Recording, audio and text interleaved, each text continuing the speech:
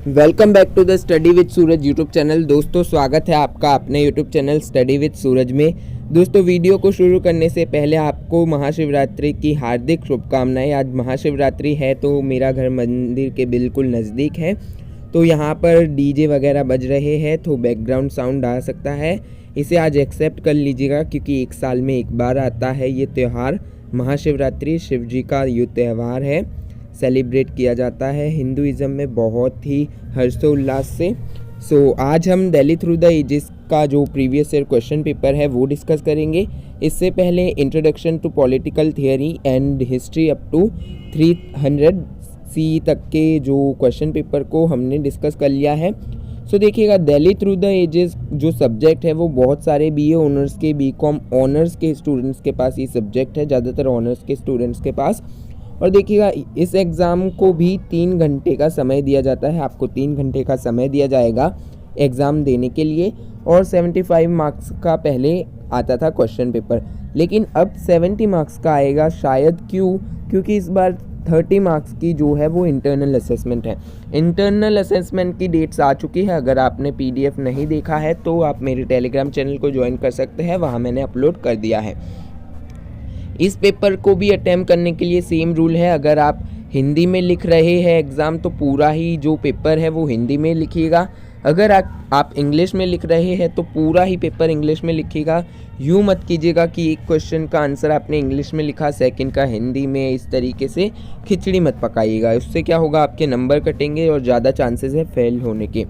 देखिएगा यहाँ पर आपको सिर्फ 4 क्वेश्चन करने हैं, दिए गए होंगे 7 से 8 क्वेश्चन, लेकिन आपको 4 कोई भी करने हैं जो आपको आते हो।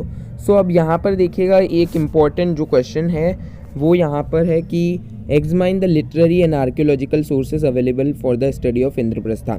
ये क्वेश्चन हमेशा पूछा जाता है, इसको चाहे उलट पलट कर पूछा गया हो, लेकिन कि दिल्ली के इतिहास को जानने के लिए सोर्सेज कौन से अवेलेबल है, और अगर आप जानते हो तो उन सोर्सेज को डिस्क्राइब कीजिए। इंद्रप्रस्था की हिस्ट्री को जानने के लिए तो आप लाल कोट के बारे में बता सकते हो, किला राय पिथौरा है, एंड जो पुराना किला है सुप्रीम कोर्ट के पास आप अगर जाएंगे तो देखेंगे चिड़ियाघर के पास, वहाँ पर पुराना किला है। इन सभी जो सोर्सेज हैं उनकी सहायता से आप अपना एक आंसर लिख सकते हैं अच्छे में।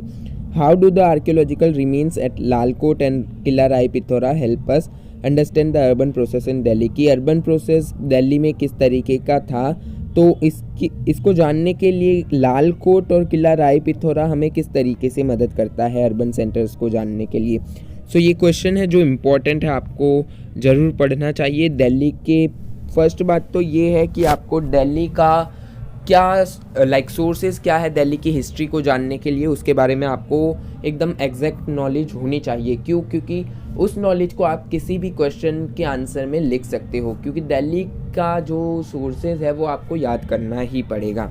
अब यहाँ पर what were the factor that shaped the development in the cityscape of Delhi in the 13th 14th century. अब यहाँ पर क्या डेवलपमेंट हुई थी 13वीं से 14वीं शताब्दी में कि दिल्ली के पूरे ही जो सिटीस्केप था, पूरा ही नगर परिदृश्य था, उसको बदल के रख दिया। अब यहाँ पर आप देखिएगा कि 13वीं 14वीं शताब्दी में कौन सा शासक था, उसके द्वारा कौन से निर्णय लिए गए थे, बिल्डिंग्स बनवाई गई थी, किस तरीके से सामाजिक उसमें वातावरण हुआ करता था, वो सब यहाँ पर आप डिस्क्राइब कीजिएगा।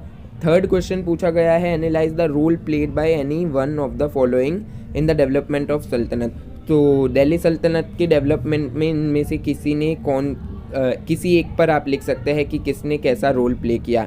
अब देखिएगा सीरी, गियासपुर, किल्लोकरी। देखिएगा सीरी बहुत इंपॉर्टेंट है, सीरी से रिलेटेड क्वेश्चन हमेशा आते हैं, तो सीरी को आप प्रिपेयर कर लीजिएगा, क्योंकि सीरी यहाँ पर देखिएगा एक इम्पॉर्टेंट प्लेस है जिससे रिलेटेड क्वेश्चन हमेशा आता है। अगर आप 2015 से लेकर अभी तक के कितने भी क्वेश्चन पेपर देख लीजिएगा Delhi through the ages, Delhi की हिस्ट्री से रिलेटेड कोई भी एग्ज़ाम हो, किसी भी यूनिवर्सिटी का हो, उसमें सीरी से रिलेटेड क्वेश्चन हमेशा आते हैं। फिर दिल्ली एक उन्हास जामा मस्जिद के बारे में आप लिख सकते हैं, गियासपुर किलोखरी लिख सकते हैं, तुगलकाबाद, जहाँपनाह, फिरोज़ाबाद, दिल्ली एक उन्हास जामा मस्जिद आप लिख सकते हैं। इनमें से किसी भी एक के बारे में डिटेल में आपको विश्लेषण करना है, इनकी भूमिका के बारे में।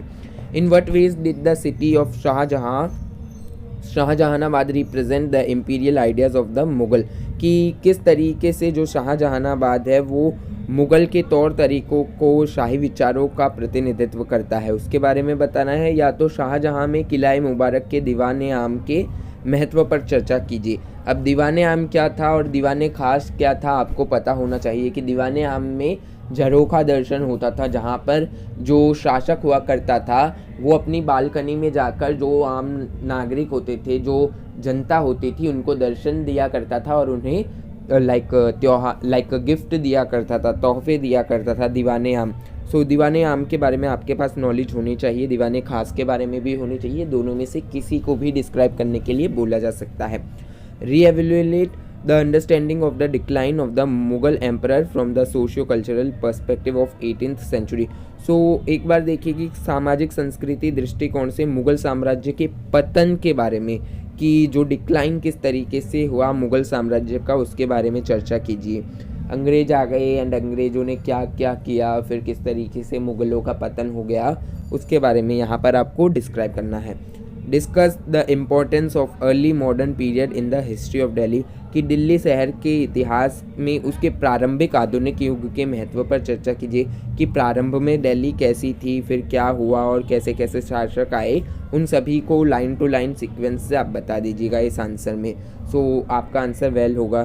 सो देखिएगा, आप बहुत सारे क्वेश्चंस आते हैं मुझे व्हाट्सएप पर भी और टेलीग्राम पर भी, पर्सनली स्टूडेंट्स करते हैं कि सर मिनिमम कितनी लाइंस या कितने वर्ड्स में एक आंसर को लिखना है। तो देखिए, अगर मैं आपको बताऊं तो मिनिमम से मिनिमम 3 से 4 पेज आपको लिखने ही पड़ेंगे फॉर खाली पास करने के लिए, एग्ज़ाम को पास करने के लिए कम से कम 3 से 4 पेज आपको लिखने पड़ेंगे।